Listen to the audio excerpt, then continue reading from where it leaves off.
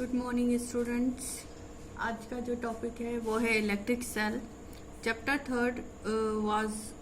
Third is electrochemistry और उसमें हमने पहले इंट्रोडक्शन लिया था। आज हम ले रहे हैं टॉपिक इसका इलेक्ट्रिक सेल, विद्युत सेल। Electric cell is a device which converts electric energy to chemical energy and chemical energy to electric energy. Electric cell, विद्युत सेल एक ऐसी युक्ति है जिसके द्वारा हम विद्युत ऊर्जा को रासायनिक ऊर्जा में और रासायनिक ऊर्जा को विद्युत ऊर्जा में परिवर्तित करते हैं। Electric cells are of type इसके देखते हैं, types of electric cell. Electric cell के टू टाइप्स हैं। First we are taking electrochemical cell and second type is electrolytic cells। ठीक है, electrochemical cells, first we are taking electrochemical cell।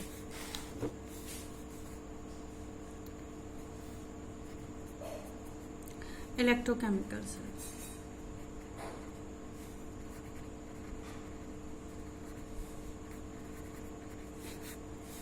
it is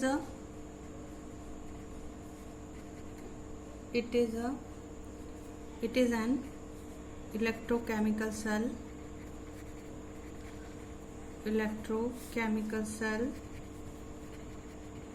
which converts the chemical energy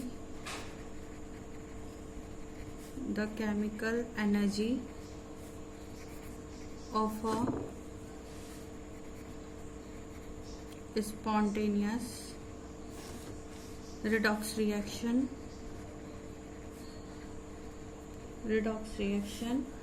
into electric energy।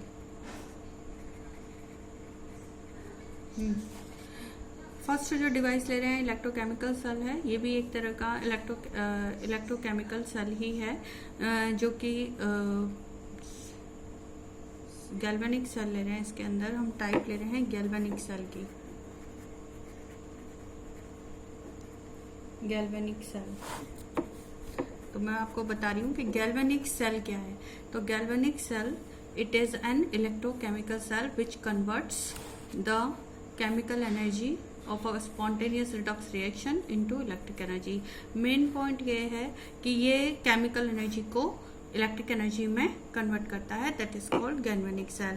It is discovered by galvanic scientist, so its name is galvanic cell. तो galvanic cell को ही हम electrochemical cell के अंदर पढ़ेंगे। ठीक है, first example हम गैल्वेनिक सेल का ही ले रहे हैं। नाउ यदि स्ट्रक्चर एंड फंक्शनिंग की बात करें तो सबसे पहले स्ट्रक्चर लेते हैं हम इसका गैल्वेनिक सेल का। इसके लिए डायग्राम ड्रॉ करते हैं। इसमें it is made up of two half cells in which each half cell contain a metallic electrode which is dipped in same electrolyte solution। For example, in galvanic cell, zinc electrode, it acts as anode because oxidation take place on zinc electrode, because zinc is more reactive than copper।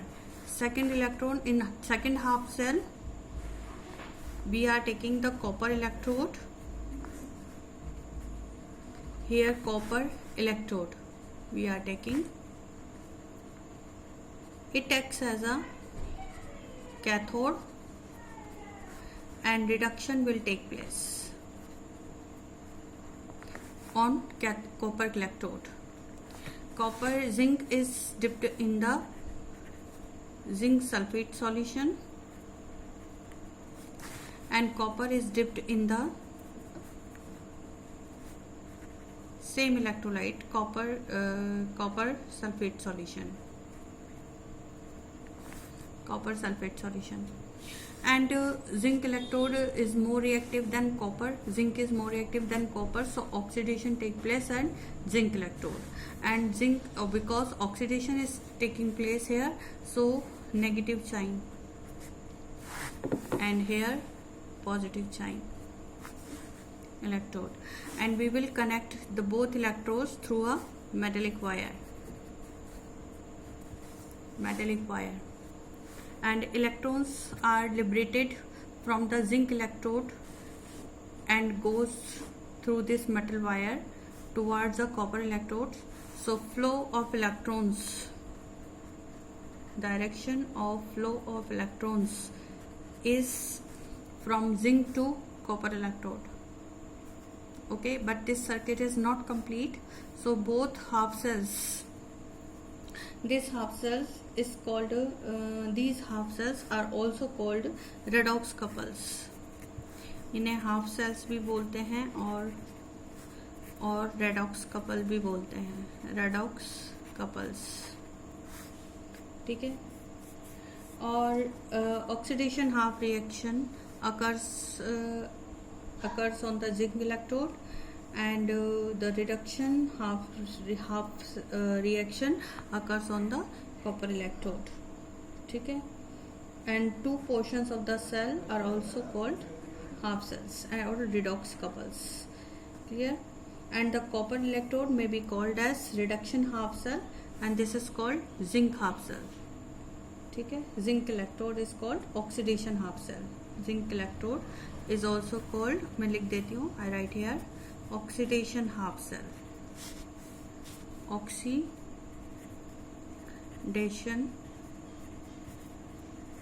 half cell. And copper electrode is also called reduction half cell. Reduction half cell. But this circuit is incomplete, so we will connect the both half cells through a metal tube, inverted U-shaped tube. This inverted U-shaped tube is called salt bridge.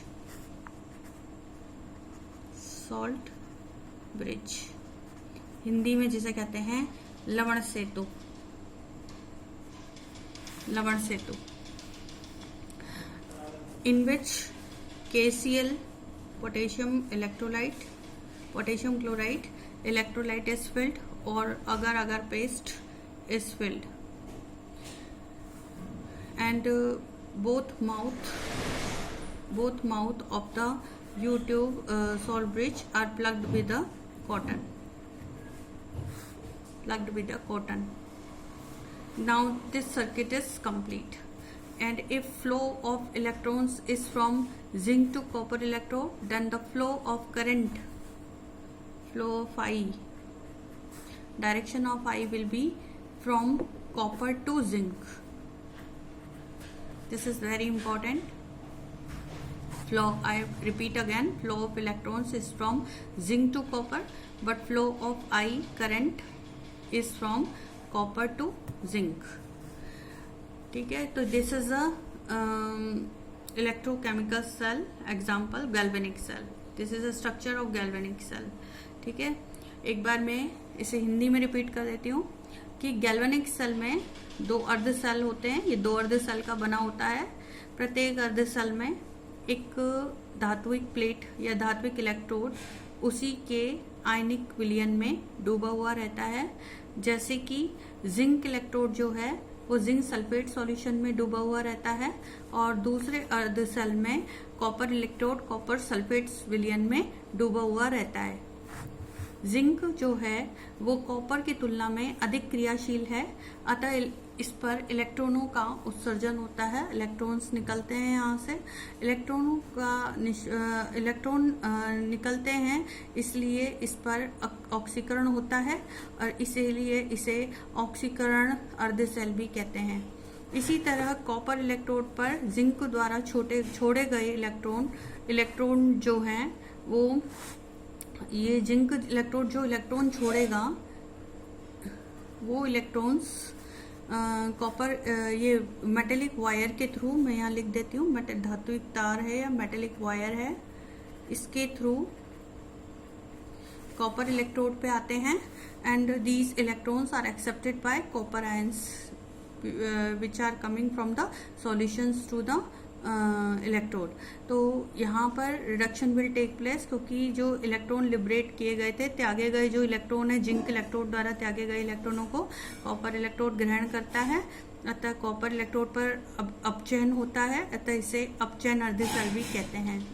तो दोनों अर्धसेलों को redox युग्म भी कहते हैं, ठीक है, जिसमें दोनों हाफ सेल को, अर्धसेलों को एक उल्टे यू आकार की नली द्वारा जोड़ा जाता है, जिसे लवण सेतु कहते हैं। इस लवण सेतु की नली के दोनों मुख पर रुई का प्लग लगा देते हैं और इसमें जो मिश्रण भरा हुआ होता है वो KCl, पोटेशियम क्लोराइड, इलेक्ट्रोलाइट, विद्युत अपघट्टे या अगर अगर पेस्ट भरा हुआ होता है, अगर अगर का मिश्रण भरा हुआ होता है इस नली में। इस तरह ये सर्किट को परिपथ को पूर्ण करता है और इसमें इलेक्ट्रॉन्स का जो फ्लो है, प्रवाह है, वो जिंक इलेक्ट्रोड से कॉपर इलेक्ट्रोड की ओर होता है और धारा का प्रवाह कॉपर इलेक्ट्रोड से जिंक इलेक्ट्रोड की ओर होता है, ठीक है। तो ये गैल्वेनिक सेल का एक बनावट है या उसका स्ट्रक्चर है।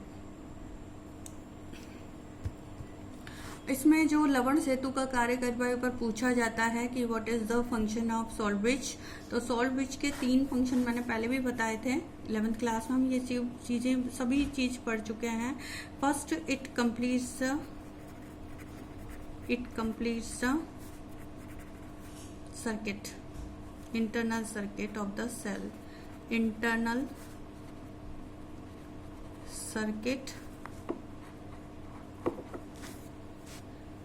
Circuit of the cell, circuit को कंप्लीट करता है। Second, it maintains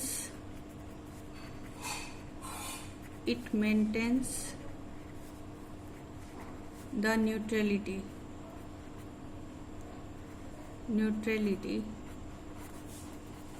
of the solution की न्यूट्रलिटी को मेंटेन रखता है। वो कैसे रखता है ये भी मैंने आपको बताया था कि एक्चुअली होता क्या है कि जिंक, जब जिंक पे ऑक्सीडेशन होता है, oxidation will take place at the zinc, then zinc Zn+2 ions displaces into the solution in form of Zn+2 ions and electrons are liberated on the electrode। जब Zn पे zinc जो धातु है, metal है, उस पे ऑक्सीकरण होता है या ऑक्सीडेशन होता है, तो वो Zn+2 आयन बनाता है और इलेक्ट्रॉन्स बनाता है। तो इलेक्ट्रॉन्स तो मेटेलिक वायर के थ्रू कॉपर में चले जाते हैं, कॉपर इलेक्ट्रोड की ओर, और जो Zn+2 आयन बनाता है ये, वो सॉल्यूशन में आ जाते हैं। तो Zn+2 की एक्सेस हो जाती है बहुत ज़्यादा, तो excess of Zn+2 are neutralized by the Cl- present in the salt bridge. लवण सेतु में जो उपस्थित Cl- आयन है वो इन बढ़े हुए Zn+2 आयनों को उदासीन कर देते हैं और इस प्रकार विलयन की उदासीनता बनाए रखते हैं। इसी प्रकार यहाँ पर जब इलेक्ट्रॉन्स इस कॉपर इलेक्ट्रोड पे पहुँचते हैं तो उन इलेक्ट्रॉन्स को लेने के लिए जो विलयन में उपस्थित copper+2 आयन हैं वो माइग्रेट हो जाते हैं, मूव कर जाते हैं, गमन कर जाते हैं कॉपर इलेक्ट्रोड की ओर, उन इलेक्ट्रॉन्स को एक्सेप्ट करने के लिए, ग्रहण करने के लिए। तो विलयन में से copper+2 आयन चले जाते हैं, तो बड़े हुए SO4-2 आयनों को उदासीन करने के लिए जो लवण सेतु में उपस्थित K+ आयन्स है, पोटेशियम आयन्स हैं, वो विलयन में चले जाते हैं और जो विलयन की उदासीनता को बनाए रखते हैं, ठीक है। तो इस प्रकार विलयन की उदासीनता यानी it maintains the neutrality of the solution, ठीक है। Third, it stops to meet the both solutions, या it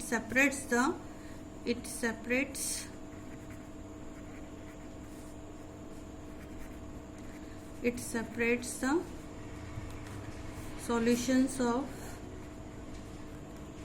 solutions of both half cell half cells के जो अर्ध सेल हैं उनके विलयनों को आपस में मिलने से रोकता है, उन्हें अलग करता है। It separates a solution of both half cell. इस प्रकार से ये जंक्शन जो पोटेंशियल डेवलप हो जाता है दो सॉल्यूशन के मिलने से, जो लिक्विड जंक्शन पोटेंशियल जो डेवलप हो जाता है, उस डेवलप हुए पोटेंशियल को ये न्यूट्रलाइज कर देता है या उसे स्टॉप कर देता है, क्योंकि ये उन सॉल्यूशंस को मीट नहीं होने देता है, उन सॉल्यूशन को मिलने से रोकता है। तो it stops the meeting of both solution of the both half cells. नहीं तो उस वहां पर क्या जनरेट हो जाएगा, लिक्विड जंक्शन पोटेंशियल डेवलप हो जाता है। ठीक है, तो उसे लिक्विड जंक्शन पोटेंशियल को ये स्टॉप करता है, रोकता है। तो ऐसे 3 फंक्शन इसके इम्पोर्टेंट और भी हैं, लेकिन अपन अभी ये 3 मेन फंक्शंस के बारे में बोलते हैं। ओके, नेक्स्ट है इस गैल्वेनिक सेल को रिप्रेजेंटेशन का तरीका बता रही हूँ मैं। शस्त्र इसका पॉइंट है कि 1 मिनट, इसको वे ऑफ टॉपिक है हमारा, वे ऑफ रिप्रेजेंटेशन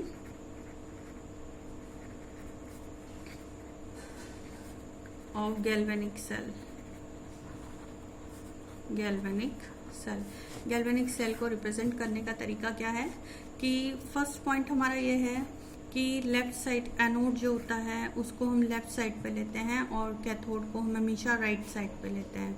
ठीक है, एनोड को तो हम लेंगे लेफ्ट साइड पे और कैथोड को हम हमेशा लेंगे राइट साइड पे। We will take the anode on the left side always and we will take the cathode on the right side always. ठीक है, फर्स्ट लॉ है इसका। ओके, नेक्स्ट सेकंड लॉ है इसका। सेकंड लॉ इसका है कि एनोड को हमेशा लिखते टाइम, जैसे एनोड यहाँ पर है, जिंक है और जिंक पे हमारा ऑक्सीडेशन हो रहा है, तो Zn जो है सॉलिड से किस में चेंज हो रहा है, Zn+2 में, करेक्ट, इन एक्वस। तो सॉलिड से एक्वस में चेंज हो रहा है, यानी मेटल से आयन में चेंज हो रहा है। तो मेटल और आयन के बीच में एक वर्टिकल लाइन से सेपरेट करके इसे रिप्रेजेंट किया जाता है एनोड को। ठीक है, या फिर इसको सेमीकोलन के द्वारा भी यूज कर सकते हैं, हम सेमीकोलन लगा सकते हैं यहाँ पर Zn और Zn+2 के बीच में वर्टिकल लाइन की जगह, इस तरह से। ठीक है, और ये कॉपर, यदि कॉपर को हमें लेना है, कॉपर कैथोड को हम यदि दिखाएं तो कैथोड को हम कैसे दिखाएंगे।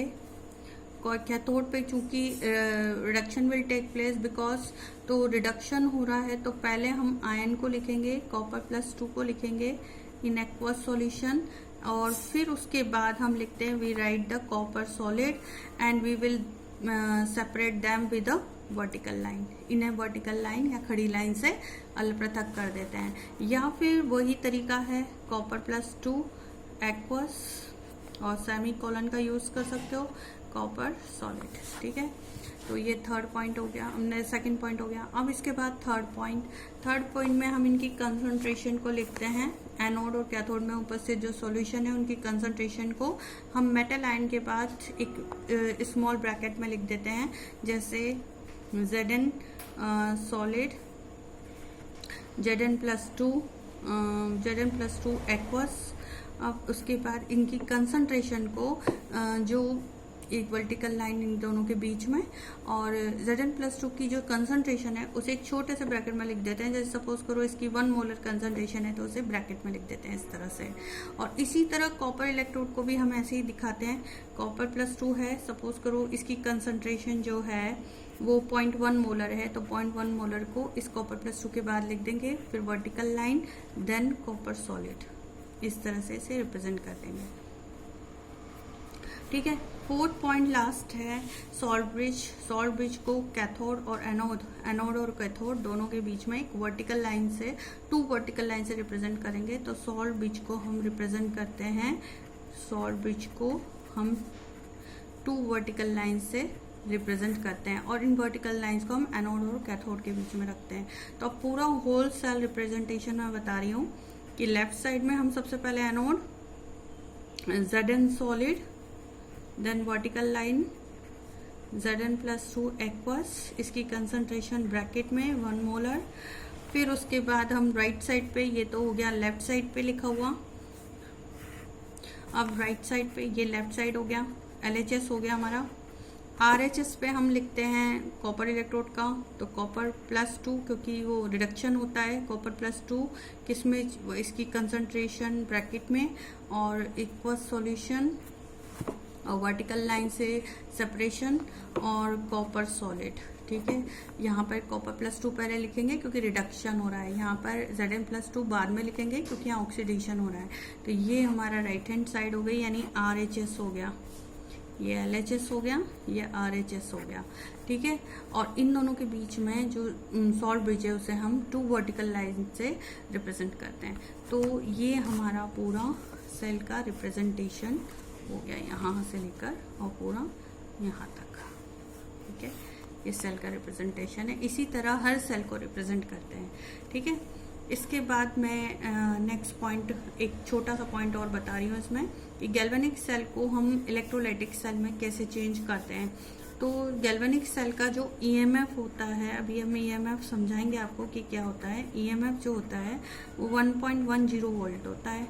ठीक है, अब यदि हम एक्सटर्नल इस पर वो लगाते हैं, एक्सटर्नल पोटेंशियल लगाते हैं, अब उसकी वैल्यू यदि इसकी इक्वल है तब तो कोई करंट फ्लो होगा ही नहीं, यदि उसकी वैल्यू कम है तो गैल्वेनिक सेल ही बना रहेगा, लेकिन यदि उसकी वैल्यू 1.10 से अधिक है तो वो फिर इलेक्ट्रोलाइटिक सेल में कन्वर्ट हो जाता है। तो ये हम चलिए नेक्स्ट लेक्चर में इसको क्लियर करूँगी मैं, है ना, इस नेक्स्ट लेक्चर में इसको क्लियर करूँगी। Thank you very much.